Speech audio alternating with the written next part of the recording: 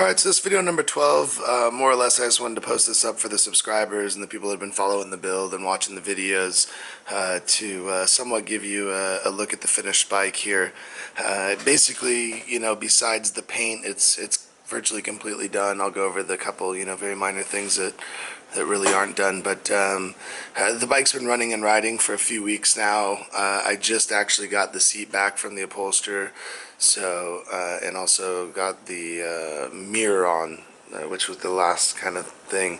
I had just been kind of running around with a temporary mirror while I'd been doing the test ride. So anyway, not probably a whole lot has changed. Basically with the 10s, I just kind of lightly sanded off the surface rust and just hit them with a Scotch-Brite just to kind of, clean them up a little bit.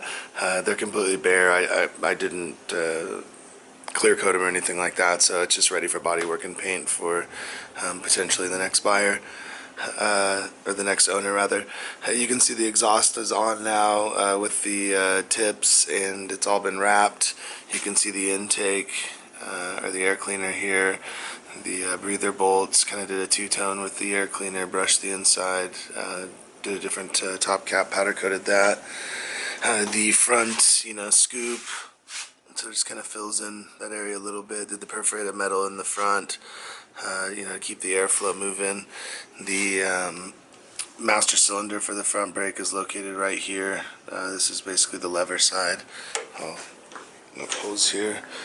You can see the rest of it here. The brake line goes up to the front caliper. There's the cable with the pulley that goes up to the lever, and then there's a hose that goes up to the reservoir, which is located up under the tank. That's basically what makes this all work. The bracket that I made, actually, it stays off of everything here. You can get in here with your filter wrench and take this right off without having to move anything. So that was kind of a concern of mine going into that setup here, but you can do it, so all your scheduled maintenance is not a problem. You can see the speedo just located in this little bracket here. The what was the coil cover, just turned over, kind of reshaped out. This is like the electrical box. This is your run stop button, your high-low beams, and the start buttons right up here. You can see there's just about 48 miles on there. Probably won't be able to see that. So that would be plus the original. I want to say it's 10,022 or 10,027 miles. So there's just over 10,000 miles on the bike total on the motor. So the headlight, the front indicators, as well as running lights, the rear indicators, as well as running lights and brake lights, and then your brake light, running light, and license plate light here. What I haven't done yet is put in the dummy lights. They were planned to go in right here. I don't find them necessary at all. But if the next owner ends up wanting those, to at least have his neutral light and stuff, they'll be installed here basically the same way that I did them on the top of the last bike. I'll just do them into the side. The wiring is already all set up underneath the seat. It's actually just the stock connector, and here's the other light, so just plug that in, and then basically just need to drill that. The signal switches have already been wired as well. You can see the connector on that end. The other connectors are up under the tank where all the other wiring is, and those will go right here and right here. So they'll be easy enough to reach. I've just kind of determined that that'll be the best location for them.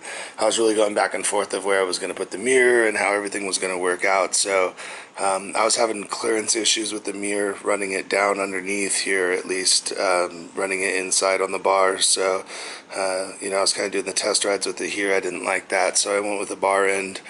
Basically I just kind of sanded all this out and scuffed it as well. You can kind of see the kind of a two-tone on the edges here, so it came out pretty cool.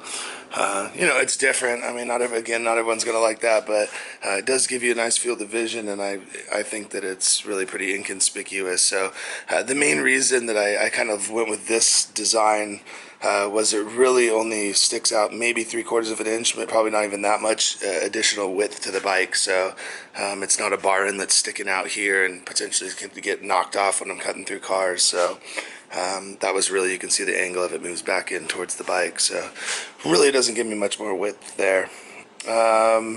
And then, how's that? Other than that, that's pretty much it. So the seat, this was the seat that was just in the foam. I had really kind of gone back and forth. I was going to make a different seat. I've been out of town actually a bunch since the last video, last couple of months. I've been out of town a lot, and I didn't have time to make any seat pan or anything. And I was really kind of, the more I envisioned this, I really thought it would come out good, which I am super happy with it. I think that the lines came out really nice on the bike.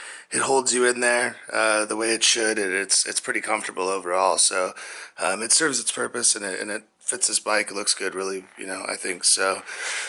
Basically, I just kind of drew out the design, and then I just had him do the sewing with my leather that I had. So it worked out really well. But not to take up too much more time here. I'll be riding the bike to Born Free 6, which is just coming, this weekend here. It's just in a couple days from now. So I'm going to try to get a buddy to, take some video of me riding and the bike running.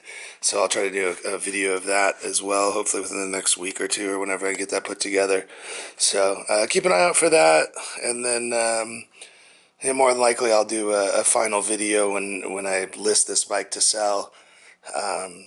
That just kind of goes over everything. So if you've been watching the videos, you pretty much already know all that. So this could somewhat be your final video here. But, if it was up to me, I would leave it just kind of like this. I'm actually kind of really liking the look of just this bare metal. I'd clean it up a lot more, I'm sure, and clear it. But, I really kind of like it. So, but I'm assuming someone's going to want to do their own paint. So that's the reason that I'm just leaving it like this. But anyway, hope you like how it turned out. And thanks for watching all the videos. And keep an eye out for the next ones. Thanks.